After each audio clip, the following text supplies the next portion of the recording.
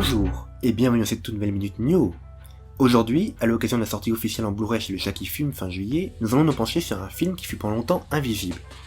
Il s'agit de Gwendoline, du Juge Jacquin, certes non dénué de défauts, mais qui n'est pas le ratage horrible et intégral qu'on a bien voulu y voir pendant longtemps.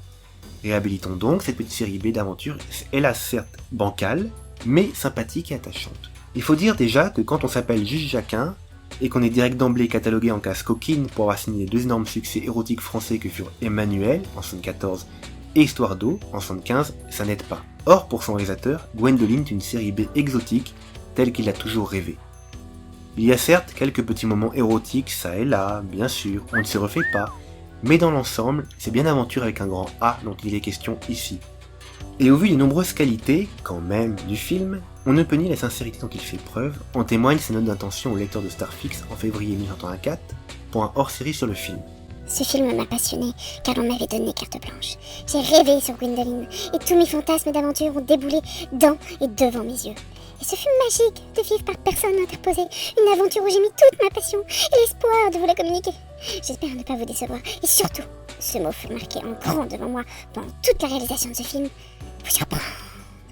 Alors, où ça bloque? On va y venir, rassurez-vous. À la base, Gwendoline est une BD, ou plutôt un comics de bondage de John Willie, l'histoire d'une héroïne candide et naïve qui retombe toujours entre les griffes de l'ignoble sire Darcy et de sa complice, lesquels n'ont de cesse de la punir et donc de la ligoter sous toutes les postures pour leur propre plaisir. On pourra gloser sur le sadomasochisme inhérent à l'œuvre, même si le non-réalisme constant permet un certain détachement. Gwendoline n'est jamais traumatisée et poursuit ses mésaventures tranquillement comme si de rien n'en était.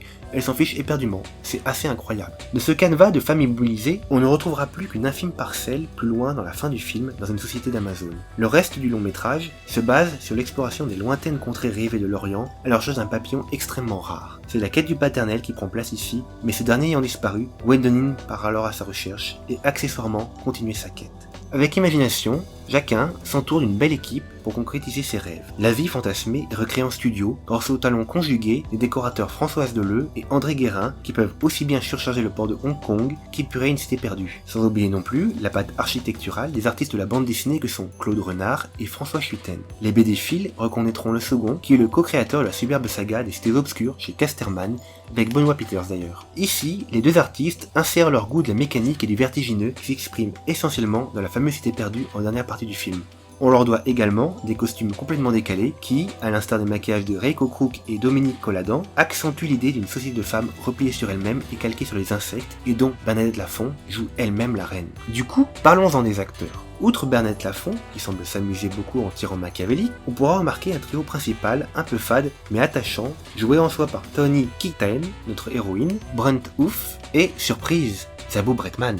La future réalisatrice à qui l'on doit récemment Les Hirondelles de Kaboul n'en était alors ici qu'à ses débuts d'actrice puisque auparavant on l'avait vue surtout dans des petits rôles dans Elle voyait nains partout en 82, La Boom 2 en 82 aussi et Banzai en 83. Tout ce petit monde prend son pied et c'est finalement assez communicatif, même si le personnage aurait gagné à un peu plus de profondeur. En fait, Gwendoline souffre du syndrome du film sympa. Il aurait pu aller tellement plus loin et être un grand film excitant qui en aurait remontré aux superproductions américaines. Mais non, manque de peau. Le montage est un peu plat. La réalisation de Jacquin, qu'on espère vif et dynamique dans les quelques phases d'action, s'avère molle et peu imaginative. Cela en devient donc assez frustrant par moments. Surtout, en cette année 1984, la concurrence est rude et ne fait pas de pitié dans le domaine de l'aventure sur grand écran. Sorti en février, Gwendoline va se manger à la poursuite du diamant vert de Robert Zemeckis peu après en juillet dans la tronche. Puis, Indiana Jones et le Temple maudit en septembre. Face à ces monstres cinématographiques, notre film n'avait en fait aucune chance, et sombre directement dans l'oubli. Et pourtant, aujourd'hui, Gwendoline mérite de sortir de son purgatoire et revue avec un œil neuf pour le cinéphile curieux et ouvert à tout. Pensez donc, il y a même quelques plans gore étonnants qui dénotent curieusement dans l'œuvre après coup. Bref, je vous le dis, Gwendoline est un film sympa.